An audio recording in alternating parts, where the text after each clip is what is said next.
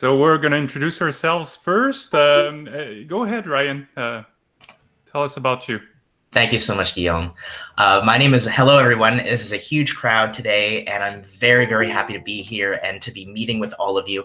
My name is Ryan Hipgrave, and I'm the International Recruitment Officer for the Glennon campus, which is part of York University, located in Toronto, Ontario, Canada. Thank you, Ryan. My name is Guillaume Hood. I'm a Student Recruitment Officer for Bishop's University.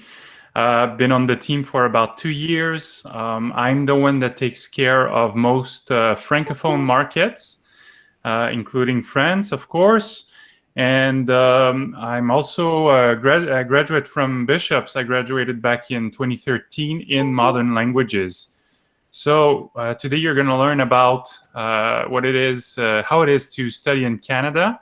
And we're also going to tell you a bit more specifically about studying in Quebec and studying in Ontario.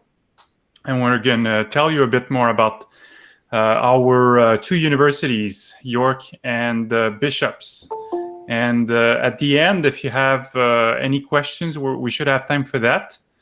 And if we don't, come and see us at our booth. So just 1 second. All right. So as I said, we're here to talk to you about studying in a university in the context of, Canadian post-secondary education as a whole. So let me just start with a few facts about Canada. We are one of the most multicultural countries in the world.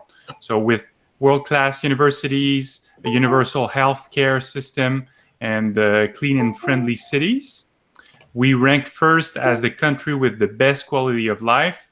Living costs in Canada are very competitive when compared with other top-ranking destinations for studying abroad, and that's partly because of the currency itself. We are a world leader in post-secondary institutions and research. And in Canada, as an international student, there are opportunities to work during and after your studies. Yes, definitely. And let's just say a little thing about admissions, which I'm sure something I'm sure you're wondering about. So Canadian admissions to universities are typically much more what we call merit-based than systems in other parts of the world, such as the United States. We are most concerned with your grades and with your performance from your high school courses. Generally, Canadian schools do not look at anything like reference letters, personal statements. We don't have national entrance exams like the SATs in the United States or extracurriculars as part of the admissions to traditional academic degrees. So the large majority of Canadian universities are public, and most colleges are as well. Typically, universities will offer 4-year bachelor's degrees, and colleges will offer a 1, 2, 3 years diplomas and certificates. Canada's decentralized education systems allow us to deliver education in a way that meets the different needs of very diverse student populations in what is a vast and complex country. The basic structure of provincial and territorial education systems across Canada are similar. Each has 3 tiers: elementary, secondary, and post-secondary. All provide universal, free elementary and secondary schooling. Post-secondary education, which includes university, college, polytechnic, institute education, is provided by a mix of public and private institutions. They may be recognized, authorized, registered, or licensed by the government. Yes, and while some Canadian universities are internationally ranked, Canada does not generally rank schools at a national level. Typically, schools that have an international ranking are research institutions. So these are schools that will usually have master's, PhD, and postgraduate programs, as well as the university level baccalaureate or bachelor's degree. But in addition, there are many teaching-focused universities in Canada that only offer undergraduate and sometimes master's programming. This means that choosing a university in Canada can be a little bit harder than picking something because it's quote unquote in the top 10. As we mentioned, post-secondary education is the responsibility of provincial and territorial governments. Each province and territory has laws, policies, and its own quality assurance mechanisms that are used concurrently to ensure quality in the country's wide range of post-secondary institutions. As you can see on this map, we represent universities in Ontario and Quebec. And no matter where you choose to study, you will receive a high-quality education with a credential that is recognized around the world. So there are many similarities between schools in Canada. For example, all post-secondary institutions will require proof of English language proficiency, some French instead of English, or some both. How this is measured, of course, may vary. Students may find a difference in language of instruction. While majority of schools teach in English, you can find programs where French is the primary language of instruction. Students should always consider things like program availability, proximity, cost, and student life when choosing their education destination. So now what we'll do is we'll tell you a little bit about our provincial differences.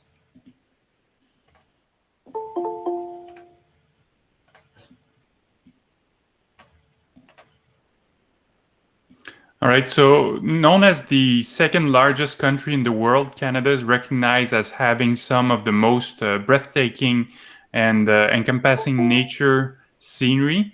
Snow or shine, Canada is always filled with a wide range of indoor and outdoor activities and is one of the few places in the world where you can ski and surf in the same day. As diverse as its landscapes and climate, it is recognized as one of the most multicultural countries in the world, inhabited by like-minded and open-hearted people. So from Toronto's vibrant downtown core to Vancouver's naturesque backdrops to Montreal's dynamic social life, this cosmopolitan, peaceful, and innovative country has been nominated as at various times as one of if not the most livable country in the world.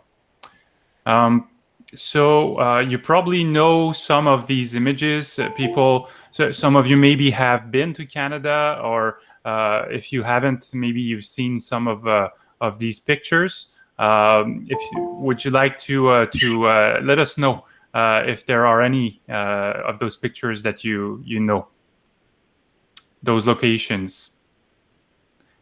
I can tell you that bottom left is in Quebec, in the province of Quebec. If there's any you recognize, you can put your answer in the chat. There's no wrong answers. There's only good guesses. Yeah. And you know the picture on the right where you see the trees and the leaf colors, that could be anywhere in Canada, basically. Except for maybe north of the Arctic Circle where the tree line ends, which means trees don't grow anymore. That's how northern our country goes. But we also have desert as well. So we have desert and we have Arctic. It's a big country. Ottawa, somebody said Ottawa. Yep, there's definitely Ottawa. So that would be bottom row, second from left. That is the Rideau Canal in Ottawa, which most winters or all winter, every winter freezes over and people can actually skate on it. And many people actually skate to work on the Rideau Canal during the winter. Lake Louise is number 3. Excellent. Yeah, that's a beautiful Lake Louise. I've only been there once in the winter and I was able to walk on it, which was really cool. And that's located in the province of Alberta. Top left might be Toronto. You're correct. That is Toronto, my hometown. Just a part of the downtown core of Toronto. Toronto is a massive city, and I'll talk about that a little later. All right, let's move on. Yeah. I'm going to tell you about the province of Quebec. So yeah, Quebec is one of the easternmost provinces in the country, and it's the second most populous after Ontario. One of the particularity of this province is that most people speak French, as you probably know. There's, however, a good amount of people who are either bilingual or who speak English as a first language. If you decide to study in the province of Quebec, You will be able to choose between universities and other institutions which give their education in French or English.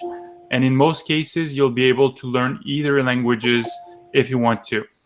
The largest and best known city in the province is Montreal, and about half of the province's population live in that city. Quebec City is the capital, and it's a beautiful city that you should visit if you have a chance. The province is actually larger than most European countries, but the vast majority of the population live by the southern border. Be prepared for cold winters with lots of snow because about half of the year can be like that. It can be a great opportunity to try out some winter sports. If you make an effort to practice some sports and participate in events, I promise you that you will enjoy winter. Okay, let's talk about my province now, the province of Ontario. So Ontario is Quebec's neighbor to the west, with Ottawa, Canada's capital city, being on the interprovincial border between Ontario and Quebec, only a 2 hours drive from Montreal. Ontario is also Canada's most populous province, with more than 14 million people. That actually represents 40% of the entire country's population. Now, although the language most used in the province is English, there is actually a significant community of what we call Franco-Ontariens, or French-speaking Ontarians, that can access all government services and education in French within the province of Ontario. The province is also home to 21 universities, ranging in size from a few thousand students to more than 70,000. Our universities are reputable internationally for their high academic standards, breadth of programs, and world-renowned research and innovation. Though Ottawa may be Canada's political capital, the country's cultural and financial hearts beat in the city of Toronto, Canada's largest city and actually the fourth largest city in North America after Mexico City, New York City, and Los Angeles. Toronto, on the shores of Lake Ontario, is known throughout the world for its astonishing diversity, thriving theater, film, and television industries, champion professional sports teams, beautiful, welcoming neighborhoods, and exceptional internationally inspired food scene. Just 2 hours from Toronto, straddling the border of New York State, are the famous Niagara Falls, as you can see in the photo, one of the world's most popular and easily recognizable tourist destinations. The climate of Ontario, given its immense size, can range from subarctic way up in the north to actually quite moderate and mild in the south, for most of the year at least. So you really have a choice of weather. Thank you, Ryan. So let us tell you a bit more about the university we represent. I work for Bishop's University, which is located in the city of Sherbrooke. Sherbrooke is about an hour and a half away from Montreal. We have a beautiful campus. It's in a suburban area, and there's lots of nature around it. So if you want to go on a small hike or something like that, if you want to bike, if you want to do some walking in the snow or something like that, you'll be able to on campus. We're a small university. We don't even have quite 3,000 students, but we're very proud of that because that comes with lots of advantages. We're principally undergraduate university, and because of that, our professors have a lot more time to dedicate to their students, their undergraduate students, actually. So, being a small university means that you're in smaller classrooms with less students, and that means that it's easier for your professor to learn your name quickly. When I was a student at Bishop's, and this is somewhat exceptional, okay, it's not like that for every program, but I studied modern languages. I had classes in Japanese and classes in Italian, and in both languages, we were only about 10 people in the classroom towards the third year. So that really feels like semi-private courses. If you choose a program where there's less students, well, it's an advantage, Some other programs like our most popular, such as psychology, sports studies, and business are as I said, more popular, so there's a lot more students in the classroom. But even then, it just doesn't compare with bigger universities where you're going to be in a 500 or 1,000 people auditorium. Our biggest classroom can hold about 132 students. By the way, we're an English language university. So if you come to study at Bishop's, be prepared to study in English in every program. We are located in a neighborhood that's called Lennoxville. So that's part of Sherbrooke. Lennoxville is principally English speaking as well. But as soon as you get to Sherbrooke, and that's Sherbrooke downtown, for example, and that's only about 10 to 15 minutes by bus, everybody speaks French there. So I know that we're mostly talking about to French students.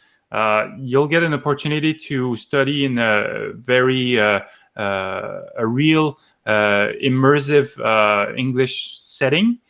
However, if you want to speak French, you'll have an opportunity to do so pretty much every day if you go to Sherbrooke.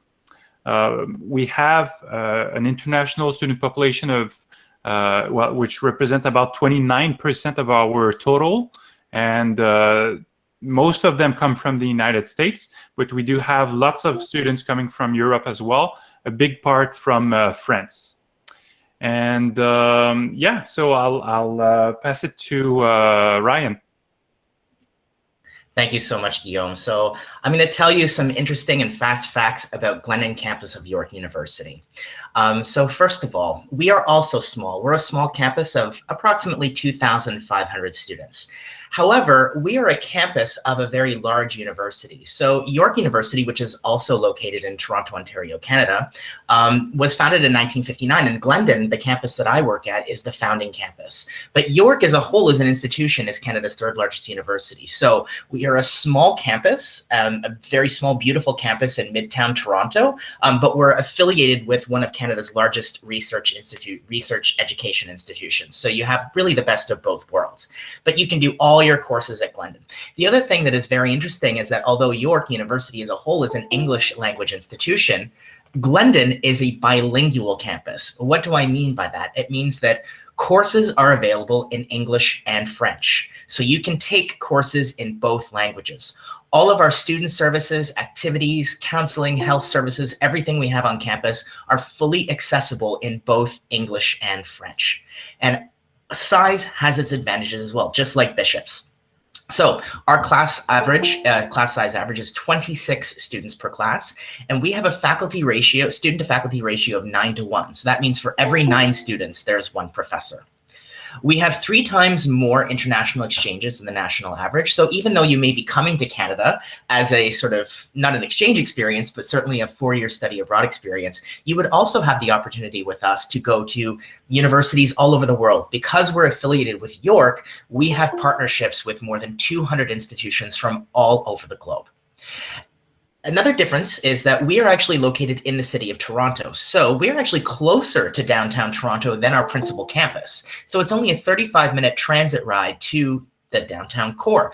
And by transit, I mean we have an exceptional bus, metro or subway, and streetcar tramway system in Toronto. 100% of students that go to Glennon and successfully finish their program graduate with a bilingual Bachelor of Arts or Bachelor of Science degree. So bilingual means English and French, and that will be noted on your degree, which gives you exceptional opportunities for professional development, for careers, for international opportunities. So yeah, that's the highlights. We have 22 undergraduate programs at Glennon, and they're mostly in the liberal arts, humanities, sciences, and business. PIB, donc agrégat.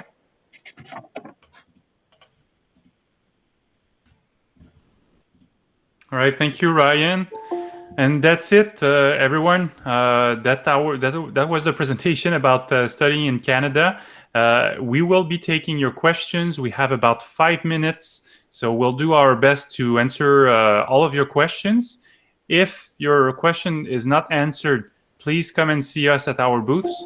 We'll be there for the next about 3 hours, so we're available to answer any questions you might have about studying in Canada or about studying at Bishop's or York specifically. So yeah, let's see if you have questions. Feel free to turn off your mic, or if you would prefer, you can ask a question in the chat. Mm-hmm. Just one quick question. This is Raul. Hi, both. So I understand that to study in Ontario, you have to go through a centralized body to submit your applications. Is that correct? And that's the first one. And then the second one is for Quebec. Would be the same situation, or we'll have to apply to different universities if that's what we would like to do? Okay, Guillaume, I guess I'll take the first part of the question because it's about Ontario. So thank you so much, Raul, for that. So the answer is yes and no. So yes, our 21 universities do have a centralized system called the Ontario Universities Application Center. It's similar to the Common App in the United States, which you might have heard of. And what that does is for an application fee of about $156 Canadian dollars, it allows you to apply to up to 3 programs at up to 3 different universities. So it's a mix and match. So you could apply to 2 programs at Glennon and 1 program at Queen's, or 3 programs at Glennon, which I would hope you would do, or that kind of thing. So that is one option. Now, some universities in Ontario only use that system. They only use that system. However, we have our own application form, and we often suggest that international students do the direct application. It doesn't have any bearing whatsoever on your chances of admission. It's just 2 different ways of applying. Our own internal undergraduate application form allows you to apply to 2 programs, but of course it would only be 2 programs at our institution, and the application fee currently is 130 Canadian dollars. I'm going to keep my answer short. If you want to apply to a Quebec university, you're going to have to apply directly to that university. As simple as that. Understood. Thank you both. You're welcome. Thank you for your question. So Delphine was asking if we have any medical courses at either of the universities. I'll start, Ryan, if you're okay with that. In Canada, if you want to study medicine, you have to go through an undergraduate program first. And technically, it could be anything.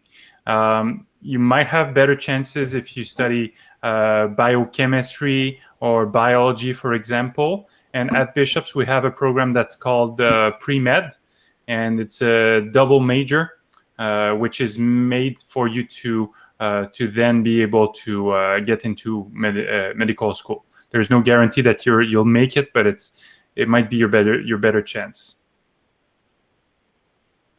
Yeah, so at Glennon as well, we have our Bachelor of Science programs in psychology or in biology, which will prepare you for medical school. York University as a whole institution does not have a medical school, but typically students go to one university for their Bachelor's of Science degree and then apply to one of the medical schools either within the province of Ontario, or you could go anywhere else in Canada to do that.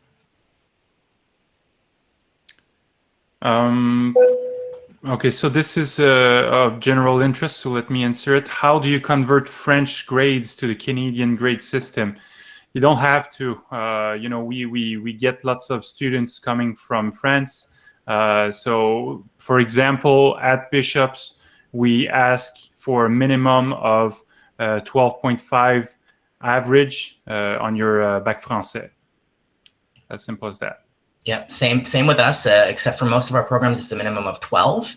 And for grades 12 and beyond, you are actually eligible for transfer credits. So most of our university degrees in Canada are 4 years, but of many French baccalaureate students who are high performers, they can actually get up to a year of advanced standing. So you can do a 4-year degree in only 3 years because you've gone through the French baccalaureate system.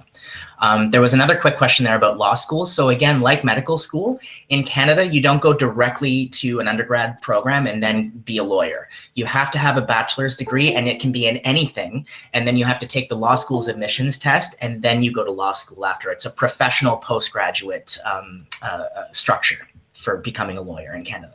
And we have 2 legal systems. In Quebec, they use the droit civil, and in the rest of the country, we use the jurisprudence, or the common law system derived from the British. We have a pre-law program at Bishop, so please be aware of that. I'm going to go quickly through some of those questions. good art schools in Canada. Bishops offers a great fine arts program. I'm sure that York does too. Yes. Yeah. Very much so. Yes. We have computer science. You do too, right, Ryan? At York, yes, we do. Mm-hmm. All right.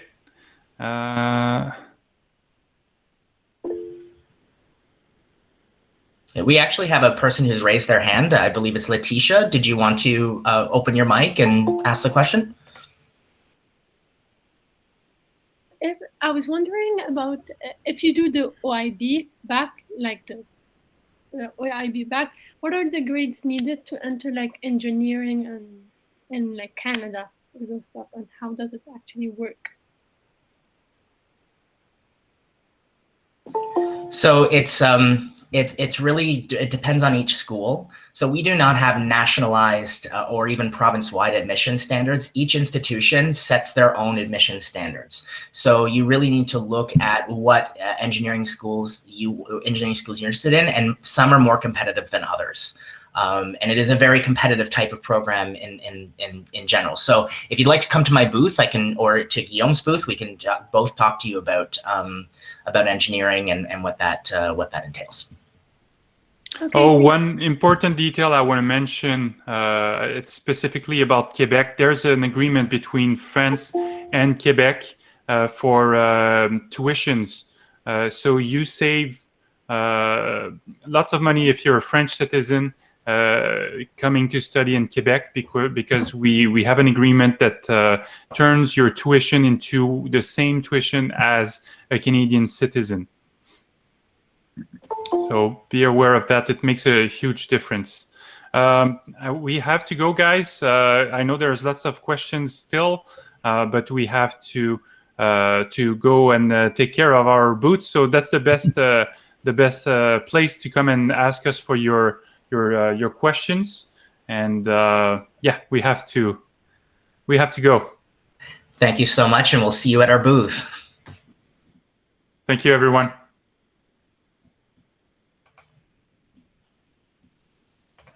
Thank you.